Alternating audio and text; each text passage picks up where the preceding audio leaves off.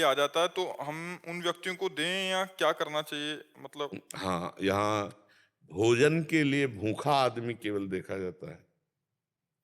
ये नहीं देखा जाता कि ये नशा पाए है या नहीं पाए, नशे से रहित है या नशे से युक्त है। जैसे डॉक्टर साहब को कहा, भूखे आदमी के लिए पात्रता नहीं देखनी, वो चाहे कुत्ता हो, चाहे देवता हो, चाहे मनुष्य हो। अगर भूखा कोई व्यक्ति है और हमारे पास अन्न है और वो याचना या जो हम बांट रहे हैं वो आ चुका है, तो पहले उसको पेट भर करके भोजन, जो दंड विधान उसका होगा वो जानेगा।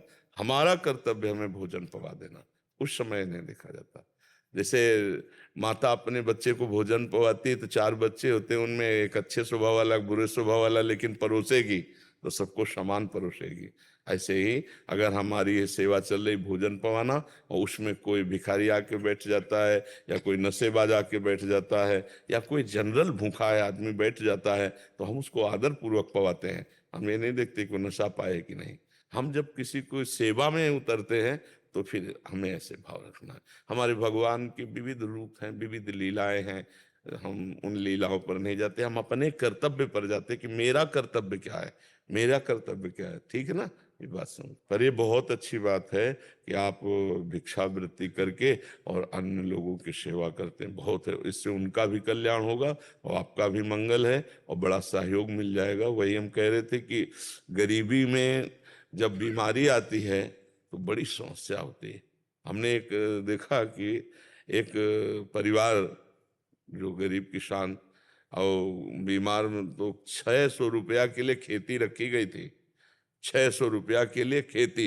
ये जो जमींदार लोग हैं ना, ये ऐसा इनके विधान होते हैं कि एक बार खेती रख जाए तो छुटाने के लिए मुश्किल है। ये समझो खेती उन्हीं की है। 600 रुपया में, अब 600 रुपया क्या होता है, 600 रुपया में खेती। तो जरूर गरीबों का सहयोग करना चाहिए, यदि अपने पास व्यवस्था हो तो। नहीं तो चार से व्यवस्था लेके सहयोग करे तो भगवान बहुत प्रसन्न होते नीतू जी। प्यारे गुरुदेव भगवान जी श्री हरिवंश महाराज जी। महाराज जी आपके चरणों में कोटि कोटि प्रणाम। महाराज जी मैं अज्ञानी होने के बाद भी आपसे प्रश्न कर रही हूँ, मेरी इस चेष्टा को क्षमा कीजिएगा। महाराज जी आपके श्रीमुख से सुना है कि इंसान का जन्म कर्मों को भोगने के लिए और भगवत प्राप्ति के लिए हुआ है। ये सब सृष्टि उस सर्वशक्तिमान का खेल है। मन बार बार ये पूछता है कि ये खेल सर्वशक्तिमान खेल ही क्यों रहे हैं, क्यों हमसे कर्म वो करवा रहे हैं? आप ही है। जब आप ऐसे पूछेंगे ना तो हम ऐसे उत्तर देंगे कि वो आप ही हैं। आप इच्छा खेल की बंद करो, खेल खत्म। इच्छा आपकी, आपकी इच्छा, आप इच्छा का त्याग करो। अभी आप जीवन मुक्त हो। आपका स्वरूप क्या है? ना आप स्त्री हो ना पुरुष हो, आप भगवान के स्वरूप हो। आप पूर्ण परमात्मा का स्वरूप हो। जैसे कह दिया जाए कि हम तो भगवान के अंश हैं, तो पूर्ण का अंश पूर्ण ही होता है ना। पूर्णात पूर्ण मुदच्यते। अगर उसमें कुछ बचाया जाए पूर्ण में तो पूर्ण मेवावशिष्यते। पूर्ण का पूर्ण ही अवशेष होता है। पूर्ण परमात्मा अंश हो, इच्छा में बंधे हुए हो भगवान, और आप कहने को दो हो नहीं, वही केवल बैठा हुआ है। जैसे छोटा सा पंखा चल रहा है, इसमें भी वही बिजली है। जो इतनी बड़ी एसी को चला रहा है, इसमें भी बिजली है। देखो इतना प्रकाश दे रहा है, इसमें भी यही बिजली है, कोई और बिजली नहीं है। अर्थात सब में एक ही परमात्मा विराजमान है। हम बंध गए इच्छा में, शरीर को मैं मानकर, शरीर के भोगों की इच्छा, यही इच्छा हमारे जन्म मरण का हेतु हो गई। अगर ये अभी इच्छा का त्याग करे तो देखो गोस्वामी जी बड़ी प्रवीणता से लिख रहे हैं।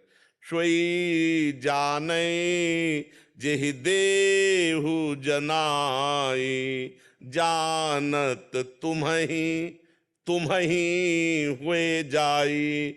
जिसे आप जना देते हैं वो जान जाता है, जो जो जान जाता है वो आप में हो जाता है, अर्थात भगवत स्वरूप हो जाता है। कोई बंधन नहीं, कोई खेल नहीं। आपका बंधन है, आपका खेल है। आप खेल रहित होइए, आप इच्छा रहित होइए।